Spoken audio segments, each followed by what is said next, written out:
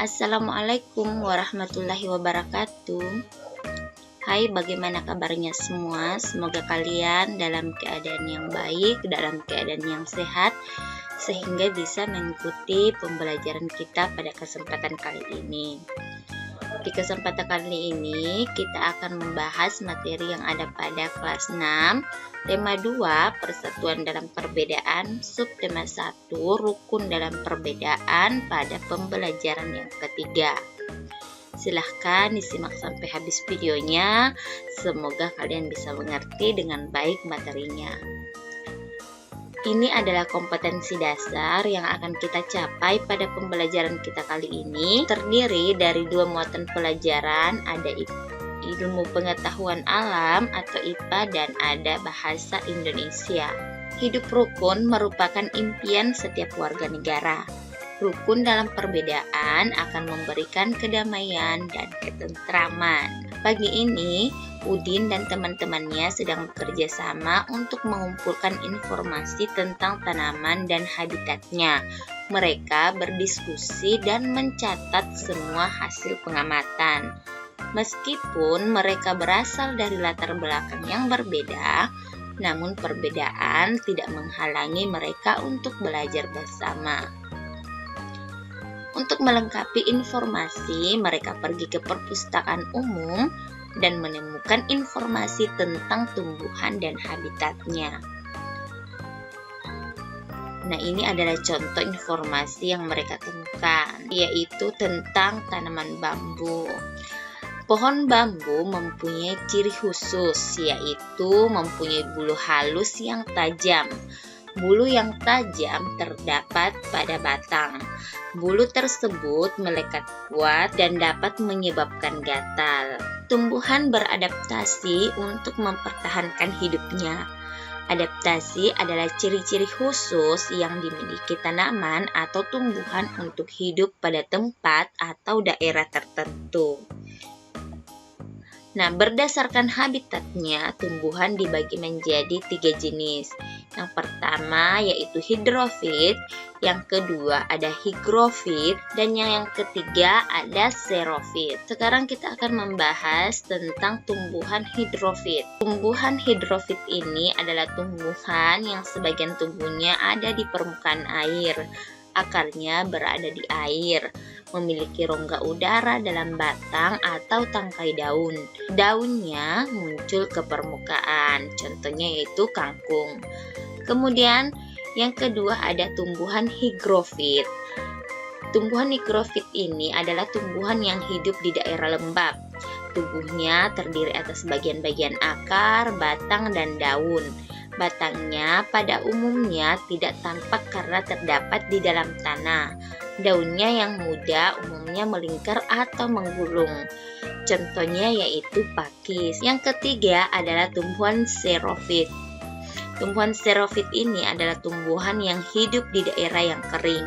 Tumbuhan ini memiliki daun tebal, sempit. Kadang-kadang berubah bentuk menjadi bentuk duri, sisik atau bahkan tidak mempunyai daun. Batangnya tebal dan mempunyai jaringan untuk menyimpan air. Akarnya panjang. Contohnya adalah lidah buaya. Nah, sekarang kita akan membahas tentang adaptasi dari ketiga tumbuhan ini. Yang pertama yang akan kita bahas adalah adaptasi tumbuhan hidrofit. Hidrofit adalah tumbuhan yang mampu menyesuaikan diri di daerah perairan. Ciri-ciri tumbuhan hidrofit yaitu yang pertama, mempunyai rongga antara sel yang berisi udara agar bisa mengapung di air. Yang kedua, mempunyai permukaan daun lebar untuk membantu penguapan air. Kemudian, memiliki banyak stomata yang terletak di permukaan daun. Hal ini bertujuan untuk meningkatkan laju transpirasi tumbuhan dan membuang kelebihan air dalam tubuh dengan penguapan. Kemudian, mempunyai tangkai mengembung yang berisi udara. Selanjutnya, mempunyai akar yang tertanam di dasar air. Akarnya pendek dan halus untuk membatasi penyerapan air yang terlalu banyak. Contoh dari tanaman hidrofit adalah bunga teratai, kemudian eceng gondok, kemudian ada kiambang, dan ada kangkung air. Nah, untuk adaptasi yang kedua yaitu adaptasi pada tumbuhan higrofit. Higrofit artinya basah atau lembab. Tumbuhan higrofit adalah tumbuhan yang mampu menyesuaikan diri pada daerah yang lembab. Ciri-ciri tumbuhan higrofit yaitu memiliki daun yang tipis dan lebar. Daunnya memiliki banyak stomata agar proses penguapan lebih cepat. Batang tumbuhan higrofit biasanya tidak tampak karena ada di dalam tanah, dan daunnya yang masih muda biasanya melingkar atau menggulung. Contoh tanaman higrofit yaitu tanaman paku, kemudian ada keladi, kemudian ada lumut. Nah, adaptasi yang ketiga yaitu adaptasi pada tumbuhan xerofit. Tumbuhan xerofit adalah tumbuhan yang hidup di lingkungan kering. Ciri-ciri tumbuhan xerofit yaitu berdaun tebal, luas daun sempit, bentuknya bersisik atau berubah menjadi duri. Ada juga yang tidak memiliki daun. Ini bertujuan untuk mengurangi penguapan.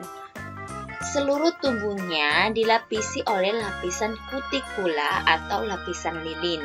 Ini bertujuan untuk mengurangi penguapan. Batang tubuhnya tebal dan berongga seperti spons untuk menyimpan cadangan air. Akarnya panjang dan tersebar luas. Ini berfungsi untuk mencari cadangan air dalam tanah. Contoh tumbuhan xerofit yaitu kaktus, kemudian lidah buaya, kemudian pohon kurma, dan ada bunga adenium. Itulah tadi ketiga adaptasi dari tumbuhan higrofit, dan xerofit. Nah, masih ingatkah kalian tentang proklamasi kemerdekaan Indonesia? Proklamasi kemerdekaan Indonesia memberikan makna yang sangat penting bagi bangsa Indonesia. Sejak teks proklamasi kemerdekaan dibacakan, rakyat Indonesia memiliki negara merdeka, berdaulat, dan bermartabat. Tonggak sejarah tersebut tidak akan terjadi apabila tidak ada anak bangsa yang berani memproklamirkan kemerdekaan. Mereka adalah pejuang bangsa yang tidak boleh kita lupakan. Berikut ini adalah beberapa para pejuang bangsa yang telah berjasa terhadap kemerdekaan negara Indonesia. Yang pertama adalah Insinyur Soekarno. Insinyur Soekarno ini merupakan salah satu orang yang berjasa dalam mendirikan negara Republik Indonesia sebagai negara yang berdaulat. Bung Karno lahir di Blitar, Jawa Timur pada tanggal 6 Juni 1901 dan meninggal di Jakarta pada tanggal 21 Juni 1970. Bung Karno ini menyusun konsep teks proklamasi di rumah Laksamana Tadasi Maeda bersama Bung Hatta dan Mr. Ahmad Subarjo. Ia kemudian menandatangani teks proklamasi atas nama bangsa Indonesia bersama Bung Hatta. Bung Karno membacakan teks proklamasi kemerdekaan Indonesia di kediamannya di Jalan Pegangsaan Timur nomor 56 Jakarta. Berikutnya ada Dr. Andes Muhammad Hatta atau biasa dipanggil Bung Hatta. Bung Hatta lahir di Bukit Tinggi, Sumatera Barat pada tanggal 12 Agustus 1902. Beliau wafat di Jakarta pada tanggal 14 Maret 1980 pada usia 77 tahun. Bung Hatta menyusun konsep teks proklamasi bersama Bung Karno dan Mr. Ahmad Subarjo. Ia juga ikut menandatangani teks proklamasi atas nama bangsa Indonesia bersama Bung Karno. Muhammad Hatta adalah wakil presiden pertama Indonesia. Selain itu, beliau adalah Bapak Koperasi Indonesia. Selanjutnya ada Ahmad Subarjo atau Mr. Ahmad Subarjo Jojo Adi Surjo. Lahir di Karawang, Jawa Barat pada tanggal 23 Maret 1896 dan wafat pada tanggal 15 Desember 1978 pada umur 82 tahun. Beliau adalah Menteri Luar Negeri Indonesia yang pertama. Ahmad Subarjo merupakan salah seorang tokoh dari golongan tua yang berperan dalam mempersiapkan proklamasi kemerdekaan Indonesia. Ahmad Subarjo ikut menyusun konsep teks proklamasi di Rumah Laksamana Tadasi Maeda bersama Bung Karno dan Bung Hatta. Berikutnya ada Laksamana Tadasi Maeda adalah seorang perwira tinggi Angkatan Laut Kekaisaran Jepang. Beliau membantu persiapan konsep teks proklamasi kemerdekaan dengan mempersilahkan rumahnya digunakan untuk kegiatan yang sangat penting. Di rumahnya berkumpul para tokoh bangsa yang berjasa besar. Walaupun beliau orang Jepang, beliau rela membantu Indonesia karena simpati terhadap rakyat Indonesia. Selanjutnya ada Sukarni. Sukarni lahir di Blitar, Jawa Timur pada tanggal 14 Juli 1916. Beliau wafat di Jakarta pada tanggal 7 Mei 1971 pada usia 54 tahun. Nama lengkapnya adalah Sukarni Kartodiwirjo. Sukarni adalah salah seorang tokoh pemuda dan pejuang yang gigih melawan penjajah. Sukarni mengusulkan agar yang menandatangani teks proklamasi adalah Bung Karno dan Bung Hatta atas nama bangsa Indonesia. Selanjutnya ada Ibu Fatmawati. Fatmawati yang bernama asli Fatimah lahir di Bengkulu pada tahun 1923 dan meninggal dunia di Jakarta pada tahun 1980. Beliau dimakamkan di Taman Makam Pahlawan di Kalibata, Jakarta. Fatmawati menjahit bendera pusaka Sangsaka merah putih yang dikibarkan pada upacara proklamasi kemerdekaan Indonesia di Jalan Pegangsaan Timur nomor 56 Jakarta. Selanjutnya ada Sayuti Melik. Teks proklamasi kemerdekaan diketik oleh Sayuti Melik.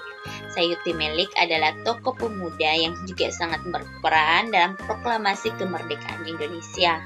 Sayuti Melik mengetik naskah proklamasi setelah ia sempurnakan dari tulisan tangan Bung Karno. Nah, ini adalah para pejuang bangsa yang telah berjasa terhadap kemerdekaan negara Indonesia. Nah, sekarang dari teks yang telah kita baca tadi, kita akan membuat beberapa pertanyaan tentang teks tersebut. Pertanyaannya bisa kita tulis dalam peta pikiran seperti berikut ini. Yang dimulai dengan pertanyaan apa. Nah, kalian bisa mengisinya misalnya, apa peristiwa yang terjadi pada bacaan di atas? Kemudian untuk pertanyaan mengapa, contohnya, mengapa proklamasi sangat penting bagi bangsa Indonesia? Nah, untuk pertanyaan siapa, contohnya, siapa tokoh-tokoh yang terlibat dalam penyusunan teks proklamasi Indonesia?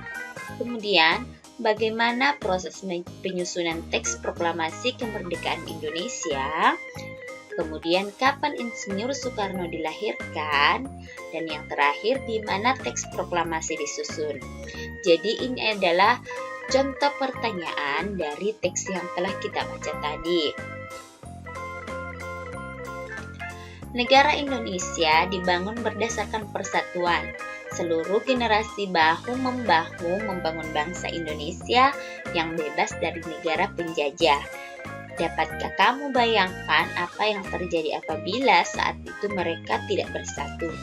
Ya, tentunya pada saat itu ketika mereka tidak bersatu, mungkin pada saat ini kita belum bisa merasakan yang namanya kemerdekaan. Sampai di sini dulu pembahasan materi kita pada kesempatan kali ini. Semoga kalian bisa mengerti dengan baik pembahasan hari ini. Sampai ketemu pada video-video berikutnya. Assalamualaikum warahmatullahi wabarakatuh.